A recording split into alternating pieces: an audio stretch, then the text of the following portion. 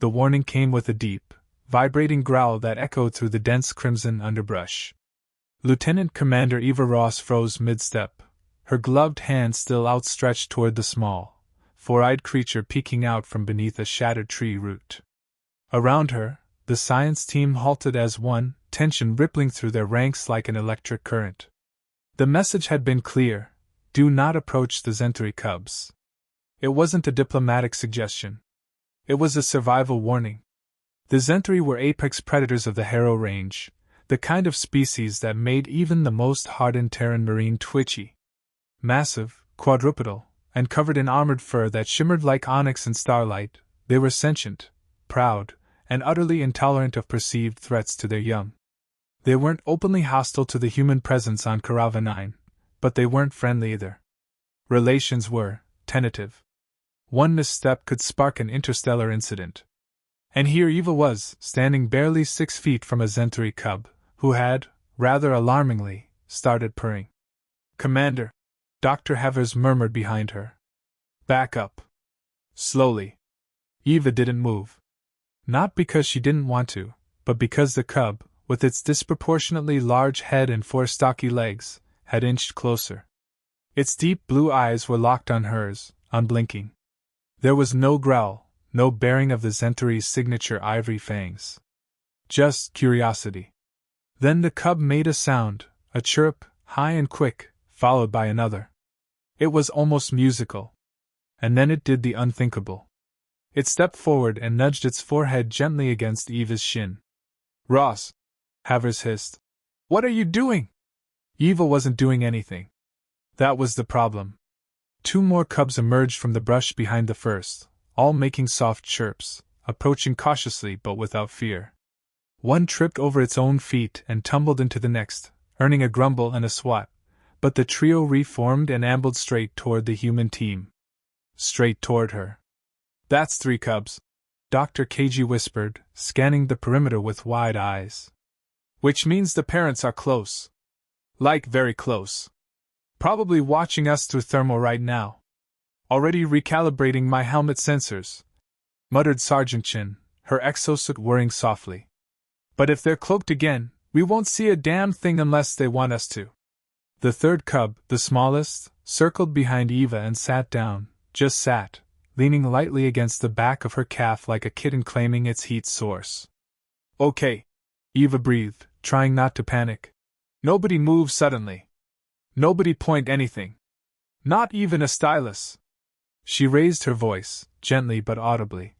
"We mean no harm. Just studying the terrain. Returning to base now." One of the cubs yawned. "Commander," Havers said tightly, "they warned us twice.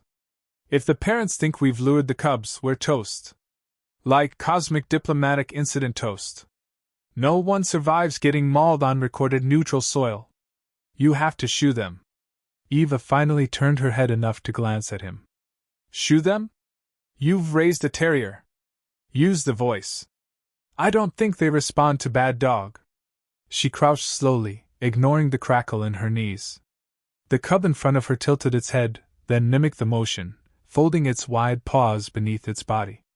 "Hi there," Eva said softly. "I know we're weird and tall and smell like recycled protein paste, but you really shouldn't be here." The cub blinked once, then leaned forward and licked her visor. "Oh God, that's bonding behavior," Havers said, sounding faint. The trees behind them shifted. Every soldier and scientist spun. No movement. But every instinct screamed, "We are being watched." "Sergeant?" Eva said without looking away from the cubs. "Still nothing on thermal," Chin muttered. "But my audio filters just picked up something. Low. Subsonic. It's repeating. Might be a call."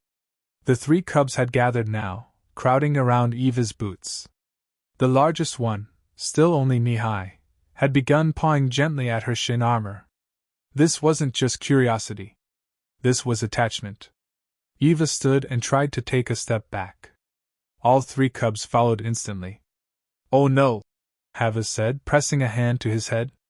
"They've imprinted. On you." "That's not how imprinting works," KG began, but stopped when the smallest cub tried to crawl under Eva's leg. Sergeant Chin was already flipping through translation logs. Cultural exchange data says Centauri cubs are raised communally. They don't imprint on single caregivers, unless. Unless? Eva prompted. Unless there's trauma or separation from the den. Chin glanced up. If they were caught out in the firestorm last week, or separated during the solar tremor, this could be survival response. You're the first thing that hasn't threatened them. The smallest cub gave a sleepy chirp and curled up on Eva's boot. KG slowly sank to a crouch, voice soft and analytical. Commander, this might not be a diplomatic incident yet. It might be a test. A behavioral assessment. Of me? Eva asked. Of us. Of humanity. Eva turned back toward the forest, where the shifting trees had grown still. She raised her hands slowly, palms outward, and said clearly, We are not taking your young. They came to us. We'll stay until you retrieve them, if that is your wish. A long moment passed. Then a distant call echoed through the clearing, a multi-layered howl, eerie and metallic, like a cello tuned too low and played underwater. The cubs didn't flinch. In fact, they responded, chirping in unison, raising their small heads toward the sound. That's a parental call, KG said, astonished. But they're not leaving. Eva crouched again, gently trying to nudge the smallest cub off her foot. It mewed in protest and clung tighter. Chen's visor beeped. Incoming. We've got movement. One large life form. Coming slow. All weapons stayed down. Not a single hand moved toward a sidearm. Every breath seemed to go silent. From the trees it emerged. Twice the size of a polar bear, rippling with layered black and indigo fur, the adult Centauri stepped into view. Its 6 eyes glowed faintly, iridescent across a wide face shaped like a panther's but armored like a rhino. Its breath steamed in the cool evening air, and as it moved, the forest seemed to part before it. It made no sound. Eva didn't move. Neither did the cubs. The creature's eyes flicked between each team member, slow and deliberate, before settling on Eva. It paused, then approached, each step careful, weight shifting in practiced control. It stopped just feet from Eva. The smallest cub chirped again. The adult Centauri lowered its head slowly, and nuzzled the cub once, as if checking for injury. Then it looked up and met Eva's eyes. There was intelligence in that gaze. Ancient. Calculating. Then the creature did something no one expected. It sat down. Just sat. The humans remained frozen. The adult Centauri blinked once, then emitted a low, resonant sound, less a growl, more a hum. The cubs chirped and returned to nestling around Eva's boots. KG's voice was barely above a whisper. I think that was a sign. Not of threat. Of trust. Eva slowly sat again, her pulse finally easing. Guess we passed the test. Chin exhaled. Yeah. Except now we have 3 cubs who think you're part of the pride. Havers gave a weak laugh. Congratulations, Commander. You just got adopted. Are they still following you? Eva didn't answer immediately. She was too busy trying to walk without tripping over the trio of furry tanks pressed against her boots like synchronized shadows. Each time she picked up a foot, one of the cubs shifted with her. The smallest insisted on walking under her, resulting in an awkward duck-waddle gait that made her exosuit's balance correction system whine in protest. Behind her, Sergeant Chin kept her rifle slung and her eyes scanning the tree line. Commander, we're less than 2 clicks from base. If Command sees this on drone feed. They've already seen it, Dr. Havers muttered, tapping his datapad. Fleecom pinged me for a priority uplink. They want a full behavioral log. And thermal imaging. And DNA samples. They think this is a diplomatic opportunity? Eva asked, carefully sidestepping a root without crushing a cub. No, Havers replied. They think this is a liability. We weren't supposed to make physical contact. KG chimed in from the rear, voice dry. We didn't. They did. Eva sighed. Yeah. Try explaining that to Admiral Roche. She's never met a gray area she didn't shoot. The adult sentry was still somewhere behind them. Never close enough to trigger panic, but never far enough to ignore. Like a looming shadow that could pounce, or protect, depending on how the wind blew. The cubs, however, showed zero intent of returning to their parent. "Why me?" Eva muttered under her breath. "Could be your scent," KG offered.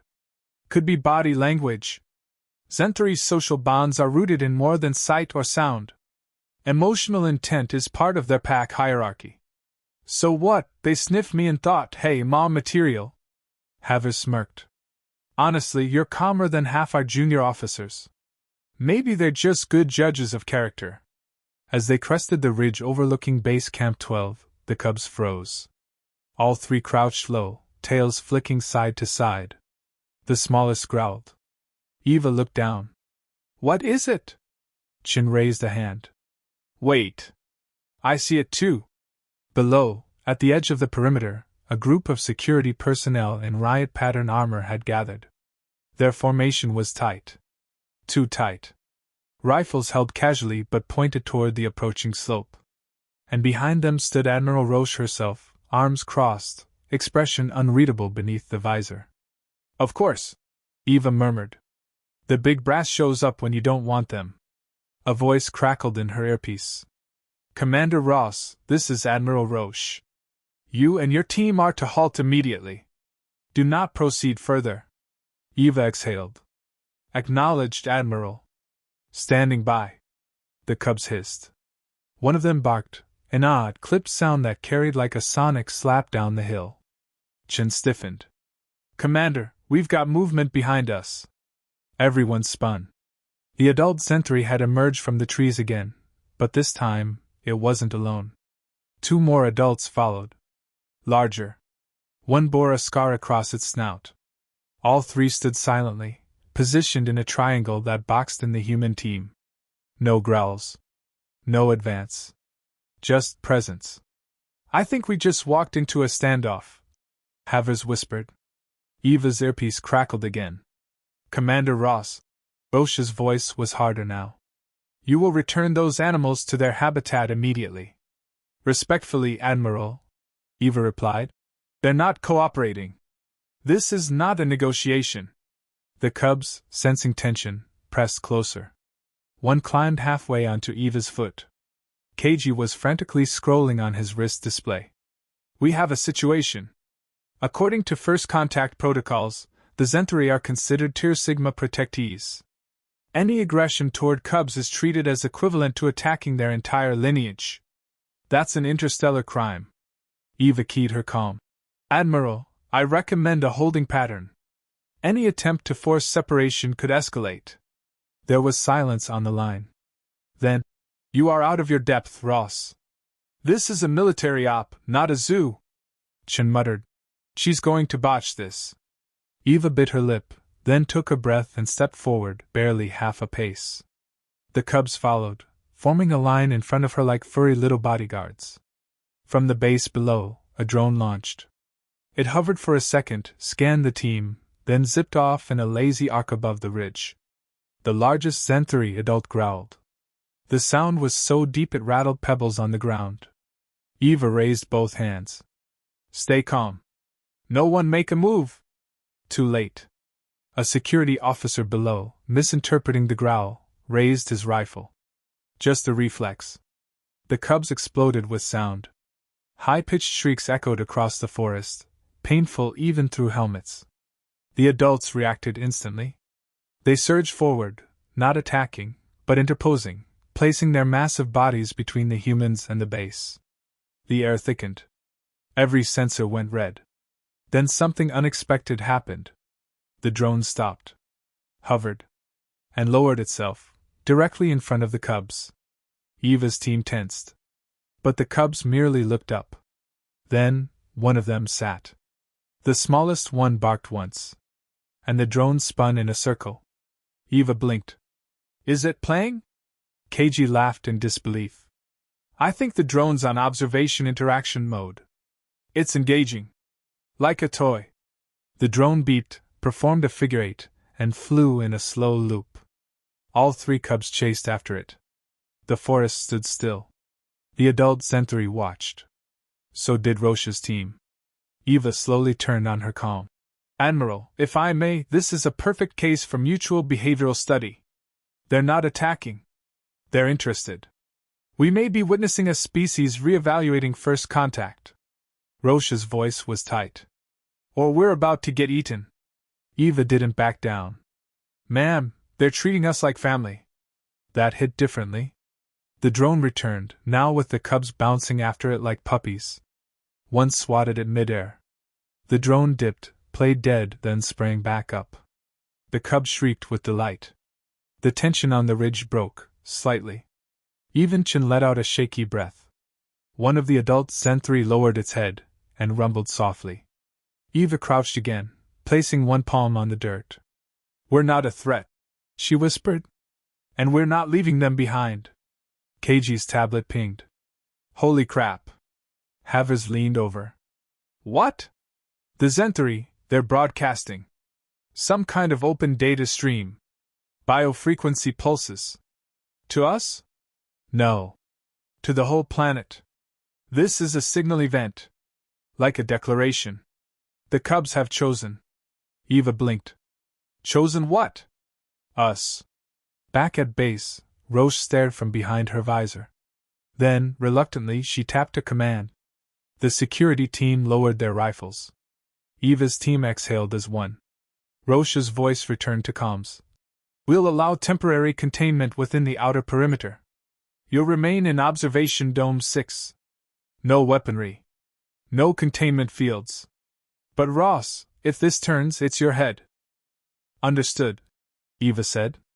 As they began the slow walk down toward the base, the cubs danced beside them, occasionally chirping at the drone like children asking for more tricks.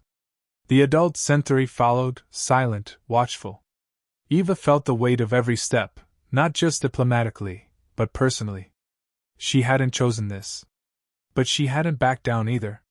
As the dome came into view, she looked down at the smallest cub.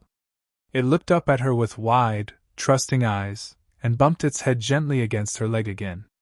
Chin muttered behind her. You're basically their space mom now. Havers chuckled. Commander Eva Ross, ambassador to the interstellar toddler horde.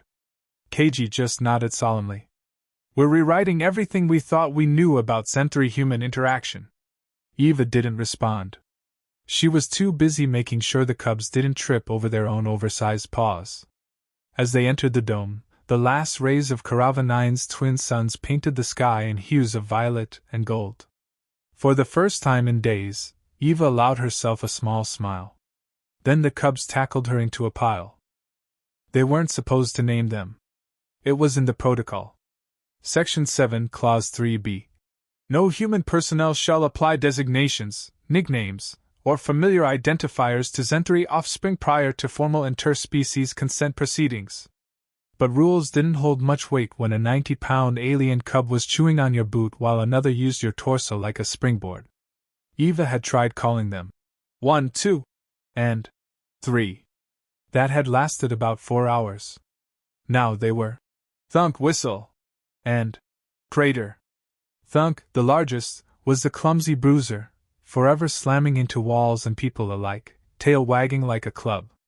Whistle had a high-pitched trill that preceded every leap, usually onto furniture not designed to withstand alien toddlers. And Crater, the runt, had the uncanny ability to vanish for hours and then reappear in the exact spot where people were about to sit. The observation dome had become chaos incarnate. Human scientists huddled behind reinforced plexishields, alternately taking notes and dodging projectiles. The cubs thought data pads were chew toys. EVA suits were trampolines. One of the base engineers, Lieutenant Darnell, was currently hiding in the ceiling crawl space because Whistle kept licking his head and giggling. Yes, giggling. The cubs had learned to mimic it. Commander, KG said, stepping over a shredded chair cushion. We have a problem. Eva was on the floor, arm pinned by Crater's full weight, while trying to keep Thunk from licking her faceplate. Define problem. Fleetcom just issued a new directive. The Centauri Council is en route. ETA, 6 hours. Eva froze. The Council? Here? KG nodded grimly. Apparently, what we're doing, or what they think we're doing, is a matter of cultural precedent. There hasn't been a human Zenthari incident of this magnitude in recorded galactic history. Thunk sneezed directly onto her helmet. Crater chirped. Eva sighed. We were just walking. Now I'm the center of an interstellar custody hearing.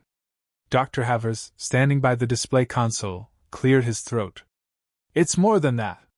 The data pulses KG intercepted earlier? They've gone planetary. The Zenthari adult trio are broadcasting continuously, and it's been picked up by at least 8 other colonies. Other Zenthari clans may see this as a declaration. Eva rubbed her temples. Declaration of what? War? Chen leaned against the wall, arms crossed. Worse. A formal claim. What? They think you're part of their pride now. You're bonded. If you try to break that bond.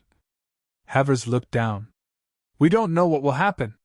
Thunk let out a long, mournful whine and curled beside Eva, pressing his massive head into her hip. Eva sat up carefully, stroking the thick fur. They're just kids. Chen grunted. Kids who could snap your femur without trying. Still, the cubs had never once shown aggression. Not even when startled. They treated the humans, especially Eva, with the sort of trust and affection that transcended biology. It was unsettling. And moving.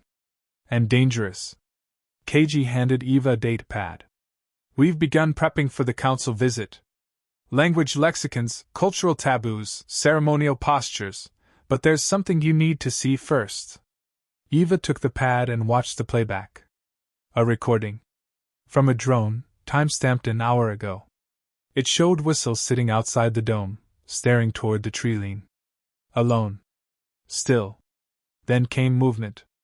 A Zenthari adolescent, clearly not from the bonded trio.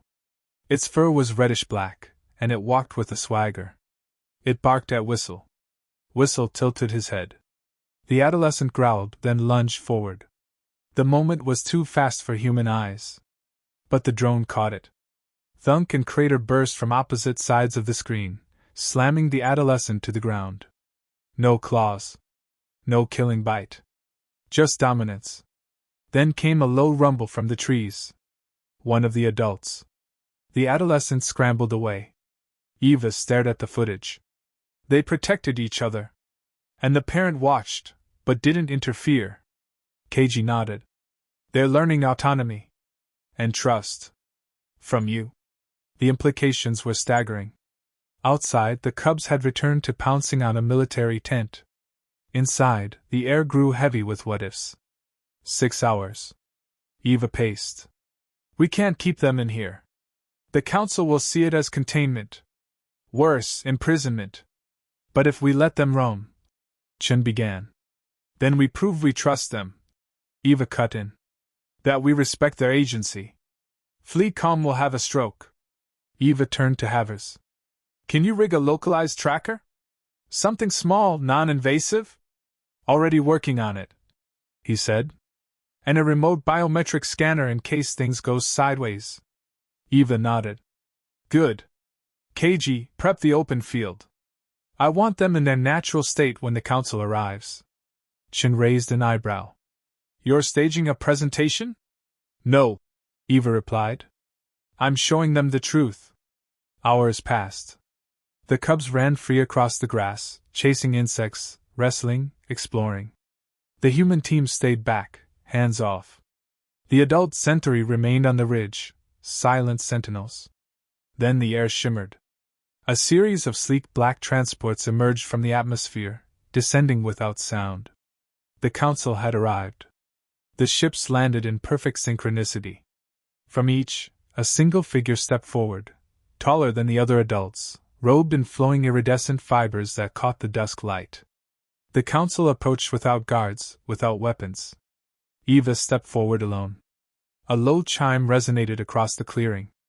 The lead figure spoke, telepathically. Its voice was rich, multitonal, ancient and young at once. We have seen what the young see. We have heard the bond echo in the deep. Explain, human. Eva didn't flinch. We did not seek this bond. We did not invite it. The young came to us, unafraid. We respected their choice. And now? I accept them. As they are. I do not control them. I do not contain them. I protect them because they are themselves. There was a long silence. Then Whistle broke into a run, barreling across the field and stopping directly between Eva and the council. He chirped. Thunk and Crater followed. They sat, forming a line. The council leader looked down. Then knelt. It reached out a hand. Whistle sniffed it, then stepped back and bumped his head against Eva instead. Another long silence. Then the council spoke again. The old have long feared the new. The strong have long distrusted the small. But the young they choose. They see beyond fear. Eva nodded once. So do we. The council rose. Then turned, to the adult sentry watching from the ridge. A low, harmonious chorus echoed across the valley. Not a command. Not a judgment. A blessing. Then let the choice stand. Let the bond hold. The cubs chirped in delight. The adults descended from the ridge. They did not reclaim their young. They joined them. Thunk ran to greet his parent. Whistle leapt and twirled midair. Crater did, something crater-y, possibly involving someone's unattended rations. Eva turned to the council. What does this mean now? It means we are not alone in our raising. You are pride. You are keeper. You are chosen. The council began to retreat. Keiji whispered. That went better than I expected. Chen nodded. No one got dismembered. That's a win. Havers exhaled. So, Commander Ross? Eva looked down at the trio tumbling at her feet. Thunk looked up and sneezed. I think I just became the galaxy's weirdest stepmom. Thunk sat on her chest, drooling happily. Eva didn't have the heart to move him, not after what they'd just been through. Sunlight filtered through the open canopy of the research dome, dappling the grass in soft golds and violets. The field beyond shimmered with morning mist, and somewhere in the distance, Crater was attempting to tackle a cleaning drone again. Whistle perched on top of the antenna array, trilling proudly like a conquering king. And Eva? Eva Ross, Lieutenant Commander, exobiologist, part-time babysitter, newly minted ambassador to the Zentari species, was exhausted. The Zentari Council had departed just before dawn, leaving behind a single message. The pride accepts. The choice stands. Your kind is now part of our circle. Let it be remembered in the sky chant. Which sounded majestic, until you realized it was the interstellar equivalent of, you're in the family now. Hope you brought snacks. Fleacom had scrambled to catch up. Within 2 hours, the brass had rerouted entire diplomatic resources to Karava 9. A mobile embassy was being flown in. Legal scholars were already debating what Sky Chant might mean in terms of treaty law. But here, inside the dome, none of that mattered. Thunk rumbled with contentment, resting his massive head on Eva's shoulder. I need coffee, she muttered. Chen, passing by with a datapad and a bruise forming on her jaw, courtesy of Whistle's most recent leap from the rafters, snorted. You need hazard pay. And a babysitting bonus. I want my own bunker. Don't we all? Dr. Havers emerged from the science wing, looking like he hadn't slept in days but wearing the kind of wide-eyed excitement only xenolinguists got to feel during first contact. Eva. You need to see this. She groaned. Unless it's a working coffee machine, it can wait. It's not coffee, he said, waving her over. It's language. That got her attention. Thunk slid off with a sigh as Eva stood and followed Havers into the lab. The interior was a wreck of chewed wires, knocked over microscopes, and discarded ration packets, but amidst the chaos, the display screen glowed bright. A waveform danced across it, complex, pulsing with rhythm. It started after the council left, Havers explained. The cubs began producing new vocalizations. Not mimicry. Something deliberate. Structured. You think they're speaking? I think they're trying to. Keiji piped in from the corner. Based on drone AI translation overlays and biofeedback patterns, they're experimenting with tonal patterning. And get this, some of the tones match early Terran nursery rhymes. Eva blinked. They're learning our language? On purpose? Havers nodded, almost giddy. It's unprecedented. We've never had a species so young so willing to bridge the gap. And they're not just repeating words, they're contextualizing them. I think they're developing a hybrid syntax. Chin leaned in. What's that mean in non-nerd speak? KG smirked. It means they're not just understanding us. They're inviting us to understand them. Eva felt a strange tightness in her chest. A mix of awe, fear, and something warmer. Thunk peeked his head through the lab door and chirped. Eva turned, and saw him holding something in his mouth. Her old field notebook. He waddled forward, dropped it at her feet, then sat. She picked it up carefully. Pages damp, a few torn, but still intact. On the front cover, smeared in dirt and paw prints, were 3 crude symbols. A triangle. A circle. A swirl. Haver's voice dropped. That's the same sequence we saw on the Zenthri Council robes. KG whispered. They're copying their language. Showing they recognize the bond. Thunk chirped again, then tapped the notebook with one claw. Eva crouched. Is this for me? Thunk bobbed his head.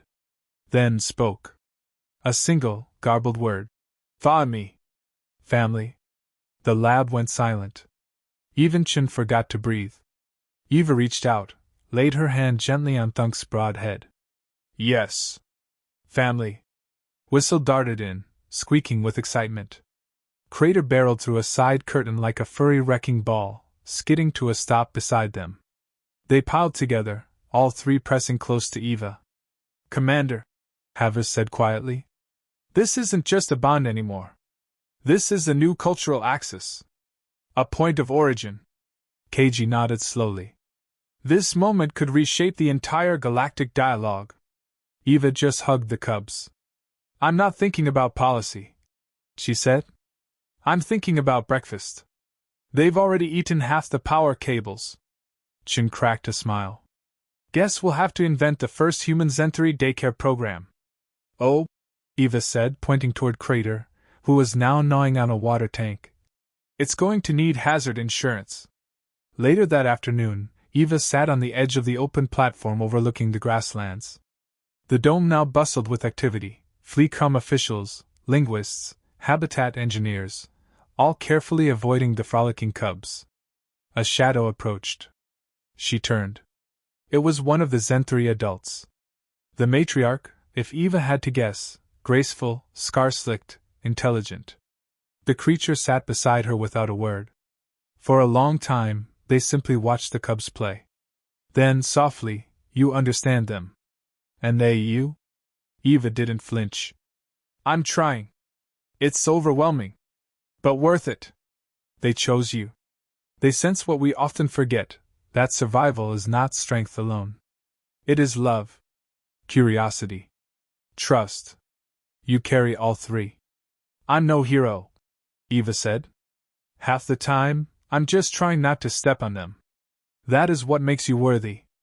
They watched in silence as Crater tackled a hologram projector and was immediately bounced off a physics shield. Thunk ran in circles. Whistle attempted a somersault and crashed into a flower bed. Eva laughed.